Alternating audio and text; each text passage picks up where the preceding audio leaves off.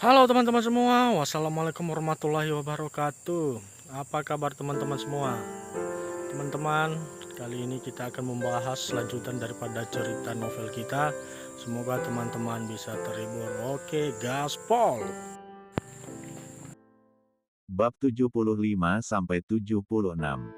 Montir cantik milik CEO. Angga mematung. Tangannya mengepal kuat hingga buku-buku jari pria itu sampai memutih. Suami. Beo Angga dalam hatinya. Maaf, saya permisi. Melihat Angga yang hanya diam saja, Aleta memutuskan untuk pamit. Setelah dari rumah sakit, Aleta berniat untuk pulang ke rumah suaminya. Bahaya atau tidak, kini tak lagi jadi masalah. Yang terpenting sekarang dia harus mengambil barang-barang berharganya. Sertifikat kepemilikan tanah dan bangunan serta surat-surat kendaraan roda 4, yang memang sepenuhnya milik Aleta ada di rumah itu. Aleta tidak mau hasil jerih payahnya selama ini lenyap begitu saja jika suaminya yang toksik itu tahu bahwa dirinya sudah mengajukan gugatan perceraian bahkan sampai melaporkan laki-laki itu ke polisi. Suaminya itu tak memiliki apapun, bahkan semua barang di rumah tersebut Aleta yang membelinya. Aleta sudah berada di pinggir jalan, menunggu taksi yang lewat. Dirinya memang sengaja tidak memesan taksi online, sebab Aleta masih menonaktifkan ponselnya sejak kemarin.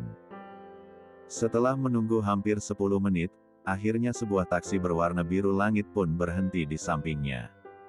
Aleta kemudian naik lalu menyebutkan kemana tujuannya. Hanya butuh 30 menit sampai kendaraan itu tiba di kediaman Aleta, perumahan subsidi pemerintah tipe 36 yang Aleta beli secara cash dari pemilik sebelumnya. Perumahan itu sudah berdiri sejak 20 tahun lalu. Dan Aleta membelinya dengan uang yang diberikan kedua orang tuanya dari hasil menjual hewan kurban saat menjelang Hari Raya Idul Adha beberapa bulan lalu. Kedua orang tua Aleta memang memiliki usaha peternakan hewan kurban. Meskipun dijual hanya 1 tahun sekali, namun hasilnya sangat besar hingga mampu mencukupi keluarga kecil mereka hingga menjelang kembalinya hari raya tersebut. Dari mana saja kamu? Baru saja Aleta turun dari kendaraan itu. Seseorang sudah menyambutnya sambil berkacak pinggang setelah pagar rumah yang tidak terlalu tinggi itu dibuka dari dalam. Bukan urusanmu. Aleta bergerak masuk menerobos tubuh kekar suaminya itu. Jujur saja, ketakutan itu kembali muncul saat kedua netranya bersirobok dengan iris tajam pria itu. Oh, bagus. Ya, kau sudah berani menjawab ucapanku. Pria itu mengekor Aleta hingga keduanya sudah masuk ke dalam rumah. Aleta bergeming. Tubuhnya gemetar hebat. Sebelum Aleta sampai ke dalam kamarnya, pria itu sudah lebih dulu mencekal pergelangan Aleta. Kau itu tuli? Hah. Aku sedang bicara denganmu. Dasar istri tidak berguna, mandul. Mengumpulkan seluruh keberaniannya, Aleta membalas sorot membunuh dari suaminya itu, lalu sekuat tenaga menghempaskan cekalannya dengan kasar. Aku tidak berguna. Tanya Aleta seraya menaikkan satu sudut bibirnya, tanda mengejek. Lalu kau sebut dirimu apa? Hah. Dengar, Mas. Kau itu hanya seorang pengangguran yang menumpang hidup padaku. Jika aku mau sejak dulu aku sudah menendangmu dari rumah ini. Dek, apa kau bilang? Hah. Berani bicara seperti itu lagi aku robek mulutmu. Pria itu dengan penuh emosi mencengkram dagu Aleta dengan kencang. Lihatlah. Kau itu hanya seorang pengecut, bagus. Selama ini aku bertahan denganmu hanya karena tidak ingin membuat hancur persahabatan kedua orang tua kita. Tapi sekarang aku sudah tak peduli lagi. Kau itu tak ubahnya hanya seonggok daging yang diberi nyawa. Dan asal kau tahu brengsek, aku itu tidak mandul, selama ini aku sengaja mengkonsumsi pil kebon agar aku tidak hamil dan mempunyai keturunan darimu. Dasar suami benalu. Plak. Satu tamparan keras mendarat sempurna di pipi mulus Aleta. Wanita itu sampai terjerembab hingga tubuhnya menabrak sofa ruang tamu. Bibirnya sobek hingga mengeluarkan darah segar. Namun tiba-tiba, baf, baf. Aleta berbalik ketika indera pendengarannya mendengar suara seperti orang yang tengah beradu jotos. "Dek, Pak Angga." Aleta menutup mulutnya saat melihat sang suami sudah tak berdaya di bawah tubuh Angga. Hanya dalam beberapa detik saja Angga mampu melumpuhkannya. Secara membabi buta, Angga berkali-kali melayangkan tinjunya ke wajah pria yang masih sah berstatus sebagai suaminya tersebut. "Hiks, Hiks, Pak Angga, sudah, Pak." Air mata Aleta entah sejak kapan sudah kembali mengalir deras di kedua pipinya. Angga tak mengindahkan ucapan Aleta. Amarahnya sudah sampai ke ubun-ubun. Untung saja tadi dia mengikuti Aleta dari rumah sakit hingga tiba di kediaman wanita itu. Jika Angga tidak mengikuti kata hatinya untuk mengikuti Aleta, mungkin saja dia tidak akan tahu rumah tangga seperti apa yang selama ini dijalani oleh Aleta hingga membuat tubuhnya begitu banyak luka lebam kebiruan. Sekarang Angga tahu sebab dia tak sengaja mencuri dengar, Aleta mengalami KDRT oleh suaminya sendiri. Pria yang seharusnya menjamin keamanan justru dialah yang menorehkan luka berbekas di tubuh wanita itu. "Dek." Aleta mentigaluk tubuh Angga dari belakang, dia sudah tidak tahu lagi cara apa yang harus dilakukan untuk menghentikan Angga. Bahkan saat ini suaminya sudah tak sadarkan diri. Entah pingsan atau mati sekalipun Aleta sudah tak peduli lagi. Angga berhenti memukul. Nafasnya sampai tersengal dan masih memburu. Angga memegang kedua tangan Aleta yang melingkar di perutnya kemudian berbalik dan membantu Aleta untuk berdiri. Angga mengusap darah segar yang sudah mulai mengering di sudut B1 bir wanita itu. Jantung Aleta berlomba saat jari lembut itu menyentuh bibirnya. "Ayo kita pergi dari sini." Angga mematut jemari Aleta mengajaknya itu segera keluar dari rumah itu. "Tunggu, Pak. Barang-barang berhargaku." Angga menggeleng cepat. "Tidak ada yang lebih berharga dari nyawamu, Aleta." "Tapi, Pak." Aleta masih enggan mengikuti Angga melangkah. Sudah sampai sini masa usahanya harus sia-sia. "Oke, baiklah. Cepat ambil." Angga melepaskan genggamannya, membiarkan Aleta mengambil barang berharga yang entah apa. Setelah menunggu beberapa menit, Aleta kembali dengan tas yang lebih besar. Angga tak tahu apa isinya. Dia pun tak mau tahu, yang penting sekarang Angga harus menjamin keselamatan Aleta terlebih dulu. "Di mana rumah kedua orang tuamu?" tanya Angga yang sudah duduk sempurna di belakang kemudi mobilnya. "Ke rumah orang tuaku, Pak. Hanya di sana tempat yang aman untukku." Setelah Aleta memberikan alamat lengkap rumah kedua orang tuanya, gegas Angga melajukan roda empatnya keluar dari komplek perumahan tersebut. "Terima kasih," ucap Aleta pada Angga yang masih fokus menatap jalanan di depannya. Sejak tadi memang tak ada yang bersuara.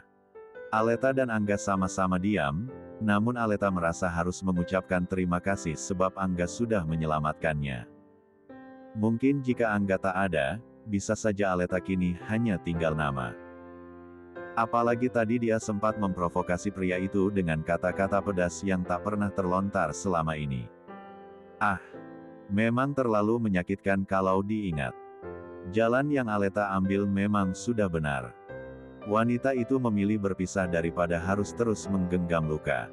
Luka fisik dan mentalnya. Jangan sampai luka dan sakit yang terasa perih itu semakin menggerogoti, dan menghancurkan jiwanya secara perlahan. Lebih baik melepaskan bukan daripada terus bertahan dalam kesakitan. Angga tidak menjawab, namun pria itu malah menepikan mobilnya tepat di bahu jalan. "Kamu jangan kemana-mana. Tunggu di sini." Titahnya pada Aleta seraya melepaskan seat belt, dan di detik berikutnya Angga sudah keluar dari mobil dan masuk ke sebuah bangunan yang bertuliskan apotik. Seperti kerbau yang dicucuk hidungnya, lagi-lagi Aleta menurut dan tak banyak bertanya. Mungkin saja Angga ingin membeli obat untuk luka yang Aleta lihat di buku-buku jari pria itu. Luka yang didapat Angga akibat adu jotos tadi. Aleta dengan setia menunggu hingga kurang dari 5 menit Angga sudah kembali masuk ke mobil. "Mau aku bantu?" tanya Aleta saat melihat Angga mulai mengeluarkan tisu basah bayi, salep beserta satu pek cotton bud dari dalam kantong plastik berukuran sedang itu. Angga lagi-lagi tak menjawab. Pria itu mengeluarkan selembar tisu basah, lalu menggosok tisu itu untuk membersihkan tangannya. Dalam sekali usap tisu yang tadinya berwarna putih, susu itu sudah berubah kemerahan akibat Angga yang sudah berpindah tempat. Dan setelah buku-buku jarinya tak lagi terlihat berasterisk, dengan cekatan Angga membuka salep antibiotik dan menuangkan isi di dalamnya ke ujung cotton bud. Aleta yang merasa diacuhkan sudah sejak tadi memalingkan wajahnya ke arah luar jendela. Dek! Aleta terkejut saat jok mobil yang tengah dia duduki tiba-tiba membuat tubuhnya jadi sedikit berbaring. Pak Angga, mau apa? Aleta dengan panik berusaha untuk segera membuka seat belt-nya. Set! Jangan banyak bergerak, Dek! Seluruh tubuh Aleta membeku seakan tak bisa digerakkan bahkan hanya untuk sekedar berkedip. Aleta menatap wajah Angga dari jarak yang sangat dekat. Harum nafas pria itu mampu membangunkan gelora Aleta yang sudah tertidur selama berbulan-bulan. Apa sakit? Tanya Angga saat dia menempelkan cotton bud itu ke sudut B1 bir Aleta yang terluka. Seolah tersihir dengan perlakuan Angga yang begitu lembut, Aleta hanya bisa menjawab dengan gelengan kecil, dan tak menghiraukan rasa perih di sudut B1 birnya. Jangan bayangkan apa yang terjadi antara Aleta dengan Angga selanjutnya. Sebab tak ada yang terjadi, Angga benar-benar hanya mengobati Aleta. Dia tidak mengambil keuntungan dalam kesempatan yang sebenarnya terbuka lebar. Setelah selesai mengobati Aleta, Angga kembali melajukan kendaraannya itu menuju rumah kedua orang tua Aleta. Betapa terkejutnya kedua orang tua Aleta, saat anaknya itu datang dengan seorang pria dan ada luka di B1 birnya. Sebelum kedua orang tuanya tersebut banyak bertanya, Aleta langsung mengenalkan Angga dan alasan kenapa dia bisa kembali terluka seperti ini. Setelah percakapan ringan antara ayah Aleta dan Angga, kini Angga kembali membuka obrolan yang serius. Dengan jentan Angga meminta izin pada pria sepuh itu untuk meminang Aleta, setelah wanita itu resmi bercerai dan tentu setelah berakhirnya masa iddah yang sudah ditentukan oleh agama. Apa Nak Angga yakin dengan keputusan Nak Angga ini? Status Aleta akan berubah menjadi seorang janda. Apa itu tak masalah bagi keluarga Nak Angga? Di ruang tamu itu hanya ada Angga dan ayah Aleta. Sementara Aleta dan ibunya kini berada di kamar. Ya, saya yakin. Sudah sejak lama saya mencintai putri Bapak. Namun saya terlalu pengecut untuk mengungkapkannya, bahkan saya tidak tahu selama ini Aleta sudah menikah. Bab 76. Kita mau kemana? Tanya Ale sesaat setelah Leo mulai melajukan mobilnya dengan kecepatan sedang. Apartemenku. Sahutnya singkat dan padat namun justru mampu membuat jantung Ale kembali berdebar begitu hebat. Tak ada percakapan lagi di antara mereka. Hingga kini mobil itu sudah sampai di persimpangan jalan yang sudah dekat dengan lokasi gedung apartemen Leo. Namun saat sudah tiba di parkiran, Leo dan Ale melihat sosok wanita yang tak asing tengah berdiri dengan wajah penuh kesedihan. Bukankah itu Lintang? Tanya Ale pada Leo untuk sekedar memastikan. Leo mengangguk tanpa bicara. Setelah itu mereka berdua pun turun.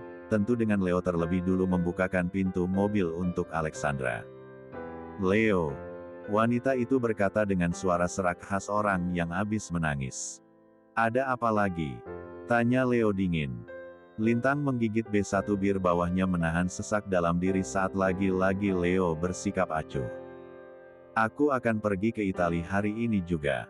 Lanjutnya dengan netra yang sudah mengembun. Setelah pernikahan dadakan semalam, Dimitri bersikeras untuk langsung membawa Lintang ke negara asal pria itu. Bagi Dimitri tak ada alasan lagi dirinya untuk tetap di Indonesia. Bahkan semalam pria itu sudah memberi kabar pada keluarga besarnya untuk tak usah datang ke Indonesia. Tanpa memberi alasan Dimitri melarang siapapun termasuk teman-temannya, bahkan tiket pesawat yang dia beli untuk mereka semua sudah dia batalkan. Lalu, tanya Leo tak peduli.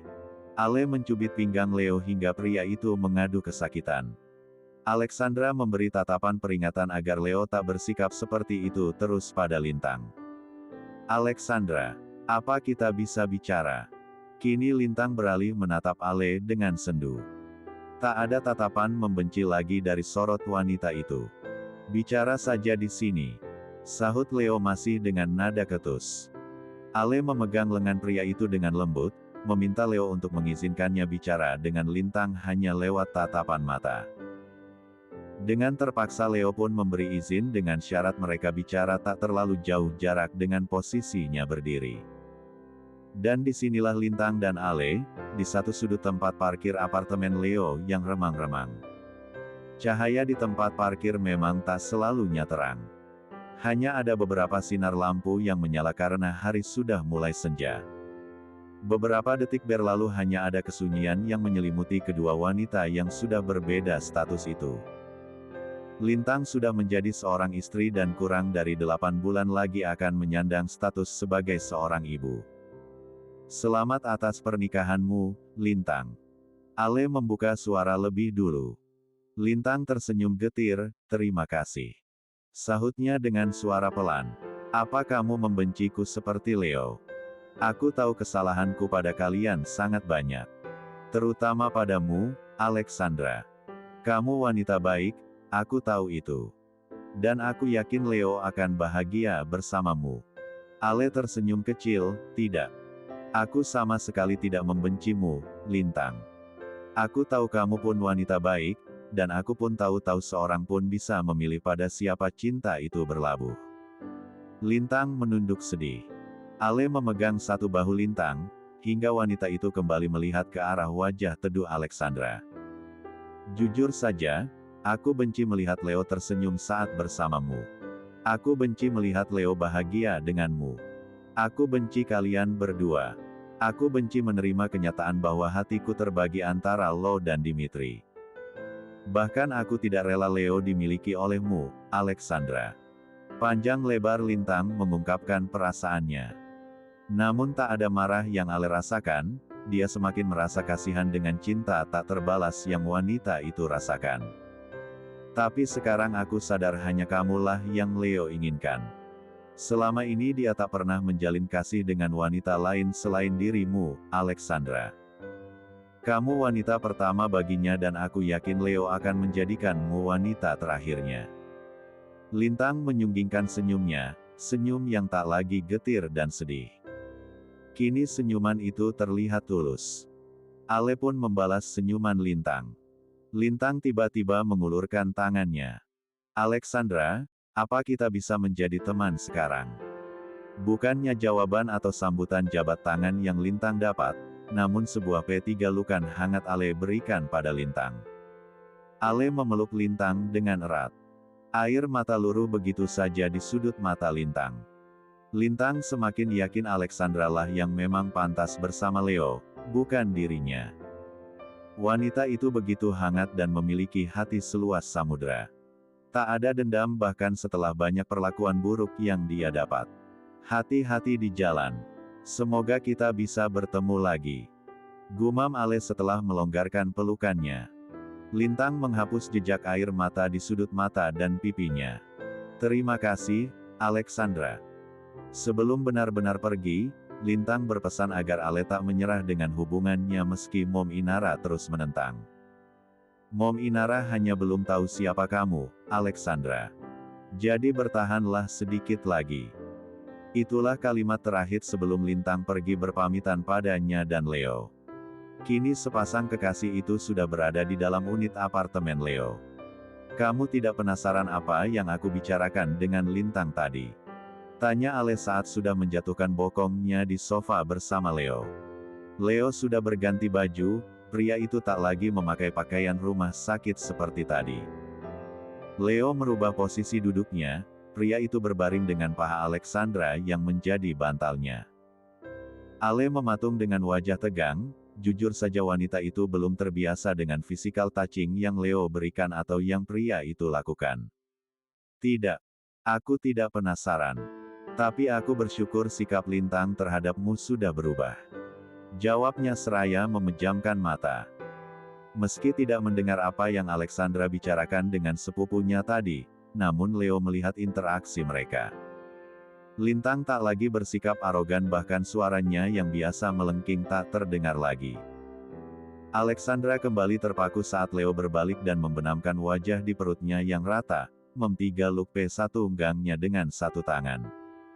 Ale tersenyum saat tiba-tiba terdengar dengkuran kecil yang bersumber dari kekasihnya itu. Sepertinya kondisinya yang memang belum sepenuhnya pulih membuat pria itu kelelahan, apalagi tadi Leo bersikeras untuk menyetir dengan jarak yang lumayan antara rumah sakit dan apartemennya. Ale mengusap rambut Leo lembut dan penuh kasih. Ale menatap gulungan awan di petang menjelang senja, melalui jendela kaca besar yang ditirainya dibiarkan terbuka lebar. Semakin ditembus gumpalan kabut itu, semakin larut jiwa Ale di dalamnya. Entah sejak kapan cinta itu tumbuh semakin besar, membuatnya merasa takut kehilangan. Pandangannya kembali beralih pada kekasihnya, yang seolah tak terganggu dengan posisi tidur yang menurut Ale tak nyaman itu. Ale menatap wajah tenang Leo meski hanya dari samping. Kehadiran Leo bagai oase yang menyejukkan, memberi warna ceria pada hidupnya yang nyaris suram. Kehidupan Ale berubah sejak hadirnya pria itu. Meski beberapa kali terombang-ambing diterjang ombak dan terhantam batu karang, namun Leo terus meyakinkan dirinya bahwa tak ada yang bisa menyakiti selama Ale bersamanya. Sebenarnya Ale merasa sedih melihat Leo terus melawan Nyonya Inara karenanya, namun Ale pun tak bisa berbuat apa-apa. Mengingat pesan Lintang tadi, Ale yakin akan bisa meluluhkan hati Nyonya Inara. Ya, Lintang benar, Nyonya Inara hanya belum mengenalnya. Itu saja. Perlahan Ale memindahkan kepala Leo dan mengganti P4 hanya yang dijadikan bantal tadi dengan bantal sungguhan yang ada di sofa itu. Sudah 1 jam Ale berada di posisi yang sama hanya karena tak mau membuat Leo bangun jika dia bergerak barang sedikit. Namun apa daya, tubuhnya sudah pegal dan tak kuat lagi menahan kesemutan di kakinya. Ale menghembuskan nafas lega, setelah itu dia pun memilih untuk pulang. Ale melihat jam di ponselnya, pukul 6.30. Tak terasa sudah hampir jam makan malam. Namun sebelum benar-benar pergi, Ale memesan makanan via online untuk Leo. Tentunya makanan sehat yang tak mengandung minyak berlebih dari sebuah restoran vegetarian terkenal yang tak jauh dari tempat tinggal pria itu. Setelah kurir pengantar makanan datang, Ale pun meletakkan bungkusan makanan itu di atas meja bar di dapur dan menuliskan pesan lalu dia tempelkan di atas bungkusan tersebut.